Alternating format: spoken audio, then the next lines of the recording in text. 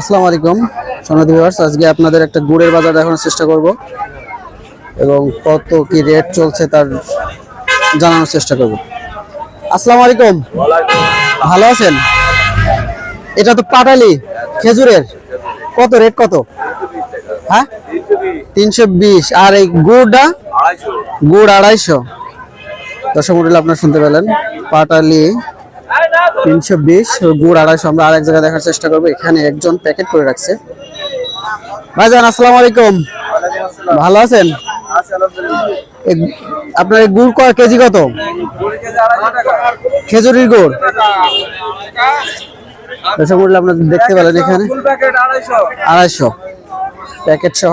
আমরা আরেক জায়গায় দেখানোর চেষ্টা করব। ভাইজান আসসালামু আলাইকুম, ভালো আছেন? ভাইজান কিসের গুড়? কত কিলো? কত? 240 টাকা কেজি রাখা যাবে। 240। এই দুইটা দুই জায়গায়, ওইটা হাড়িতে জ্বালানো আর এটা তামালে জ্বালানো হয়ে যায়। আমরা এটা সাদা।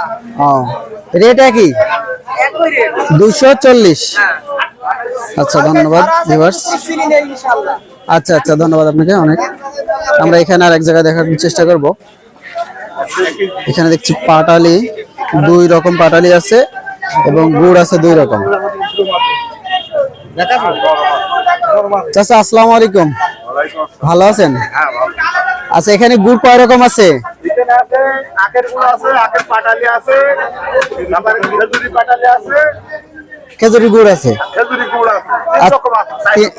তিন চার রকম। আচ্ছা, খেজুরির গুড় কত করে বেচছেন কেজি? খেজুরি গুড় 250 থেকে 40, 250 থেকে 240 পর্যন্ত বেচেন, তাই তো? আচ্ছা, আর আখের গুড়?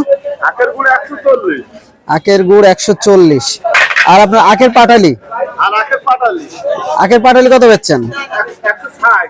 160, আখের পাটালি 160।